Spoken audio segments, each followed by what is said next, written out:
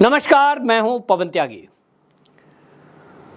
इस समय लोकसभा चुनाव का 6 चरण पूरा हो चुका है और एक आखिरी चरण 1 जून को ये पूरा हो जाएगा।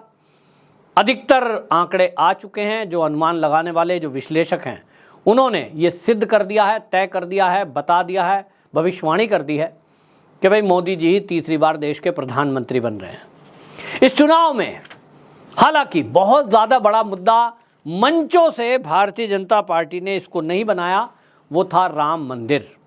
लेकिन राम मंदिर एक बड़ा मुद्दा था लोगों के हृदय में, और किस तरह से राम मंदिर के लिए लोगों की भावनाएं जुड़ी थी ये वोट के आंकड़े बताएंगे। कुछ ऐसे सर्वे भी हुए हैं, लोगों से जो पूछताछ हुई, सवाल पूछे गए कि भाई आपने वोट किस मुद्दे पे किया। खासतौर पे महिलाओं को ये भावनात्मक मुद्दा था। कई राज्यों में इस राम मंदिर का प्रभाव था और इसके कारण से रिजल्ट जो है वो तीसरी बार देश के प्रधानमंत्री बनने जा रहे हैं, ऐसे राजनीतिक विश्लेषकों की भी सोच है। लेकिन अब इस मामले में राम मंदिर के जो मुख्य पुजारी हैं वो पुजारी आचार्य सत्येंद्र दास, उन्होंने घोषणा कर दी और उन्होंने पहले भी मोदी जी को लेकर भविष्यवाणी की थी। उनकी पहली भी भविष्यवाणियाँ ठीक हुई हैं, सच साबित हुई हैं। इस बार फिर से पत्रकार उनके पास गए क्योंकि अब रिजल्ट आने में कुछ ही दिन बचे हैं। 6 चरण पूरे हो चुके हैं चुनाव के, 7वां चरण बाकी बचा है। सब अनुमान लगा रहे हैं। तो पंडित जी से, पुजारी जी से पूछा गया कि आपका अनुमान क्या है, तो उन्होंने कहा देखिए मैं तो राम का भक्त हूँ, राम से 3 बार प्रार्थना करता हूँ मोदी जी ही फिर से एक बार देश के प्रधानमंत्री बने, क्योंकि उन्हीं की वजह से ये भव्य राम जी का मंदिर बन रहा है। रामलला अपने स्थान पर विराजमान है और इसलिए हमारा तो आशीर्वाद और मेरी भविष्यवाणी है कि मोदी जी तीसरी बार देश के प्रधानमंत्री बनेंगे, पूर्ण बहुमत और भारी बहुमत के साथ बनेंगे। पंडित जी हैं, उनको कोई राजनीति से ज़्यादा लेना देना तो नहीं है, और इसलिए पंडित जी से जब ये पूछा गया क्या 400 पार का नारा पार होगा, मतलब मोदी अचीव कर पाएंगे, इस पर उन्होंने कहा देखिए मैं आंकड़े नहीं जानता क्योंकि मैं राजनीति को उस तरह से नहीं जानता, लेकिन हाँ इतना पक्का है मुझे अपने राम जी पर भरोसा है, उनका आशीर्वाद मोदी जी के साथ है और भविष्यवाणी है कि मोदी ही तीसरी बार प्रधानमंत्री बन रहे हैं।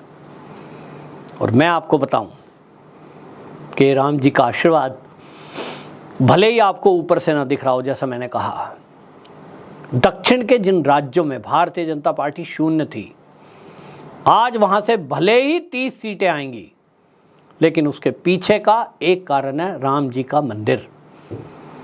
जिस तरह से आप देखिए कि राम मंदिर पर एक पूरी योजना बनाई गई, किस तरह से कार सेवकों से संपर्क किया गया, किस तरह से अक्षत बांटे गए, घर घर निमंत्रण भेजा गया।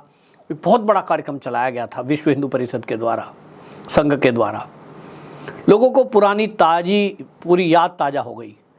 500 साल का प्रतीक्षा, 500 साल का इंतज़ार, लोगों से लोग भावना से जुड़े हुए थे और इसके कारण से कई राज्यों में इसका रिजल्ट दिखाई दे रहा है।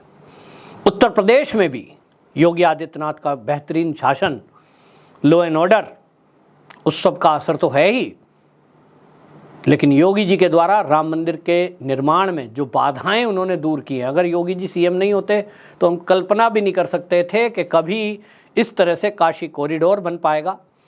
जो बनारस आज की बनारस है वो वाराणसी ऐसी हो पाएगी। अयोध्या जो भव्य दिख रही है, दिव्य दिख रही है, वो ऐसी हो पाएगी, क्योंकि बहुत बड़ा रोल सरकार का होता है। सड़कें चौड़ी करनी है, मार्केट लगाना है, उसके लिए लोगों को मुआवजा देना पड़ेगा, ज़मीनें एक्वायर करनी है, बहुत बड़ा काम होता है ये।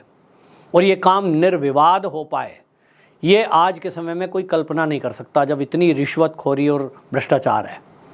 लेकिन योगी के शासन में स्पेशली अधिकारियों को लगाया गया और बड़े बड़े अधिकारियों को अयोध्या में लगाया गया इस काम के लिए कि भाई शासन की बदनामी ना हो, कोई भी ऐसा काम ना कर पाए।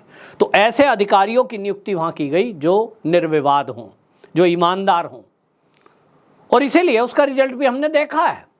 तो उत्तर प्रदेश में आज आप देखिए, जहाँ ये कह रहे थे कि साहब मतलब समाजवादी पार्टी के नेताओं के बयान आपने सुने होंगे, 80 में से 80 हम जीत रहे हैं, कोई तुक नहीं है।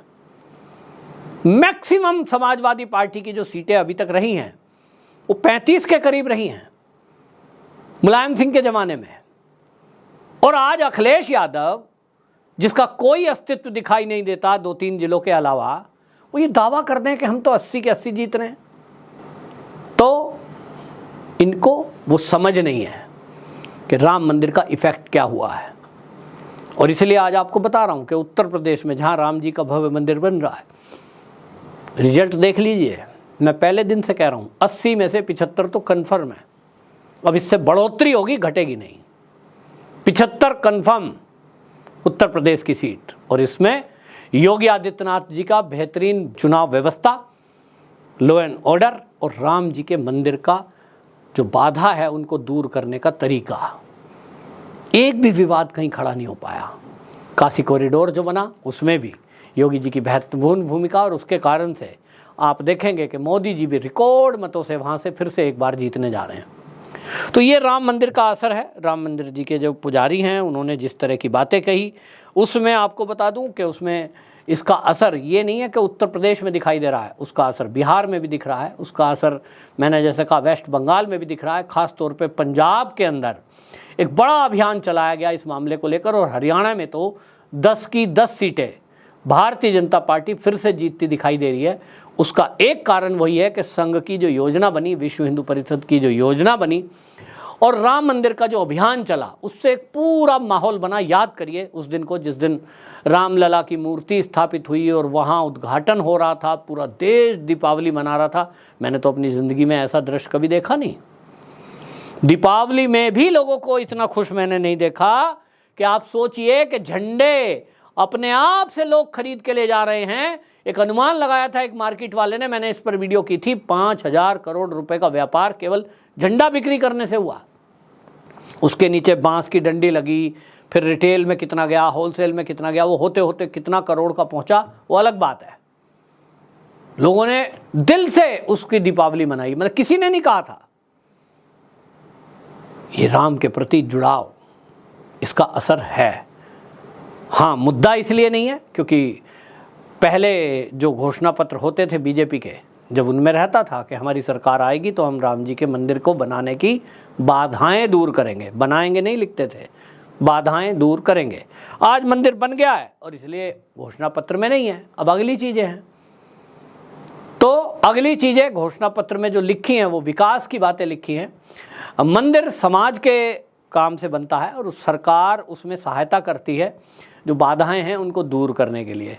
तो जो पुजारी हैं सत्येंद्र दास जी, उनकी जो भविष्यवाणी है उसको लेकर इतना तो मैं कह ही सकता हूं कि वाकई में संतों का आशीर्वाद ही मोदी जी के ऊपर है। और जैसा मोदी जी के एक इंटरव्यू में भी उन्होंने बोला, जिसका राहुल गांधी मजाक बना रहे थे कि वो कह रहे हैं मुझे परमात्मा ने भेजा है, बायोलॉजिकल मैं नहीं आया हूँ। भाई राहुल गांधी जी, आप क्या जाने अध्यात्म क्या होता है।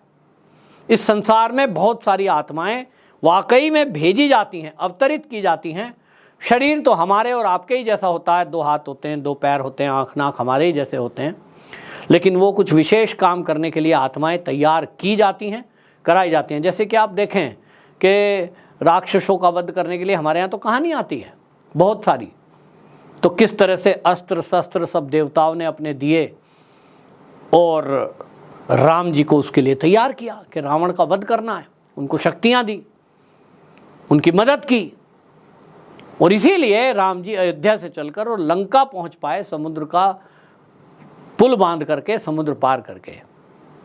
तो ये बिना शक्तियों के नहीं हो सकता, परमात्मा की बिना इच्छा के नहीं हो सकता। और मोदी जी उसी का जिक्र कर रहे थे, लेकिन कांग्रेसियों को क्या समझ है, और राहुल गांधी को तो कतई नहीं, केवल मजाक बना रहा है, मोदी जी का मजाक बना रहा है। 4 तारीख को ये मजाक उनको दिखेगा, भारी पड़ेगा, जब उनके पास जवाब भी नहीं होगा कि भाई तुम कहाँ चले गए।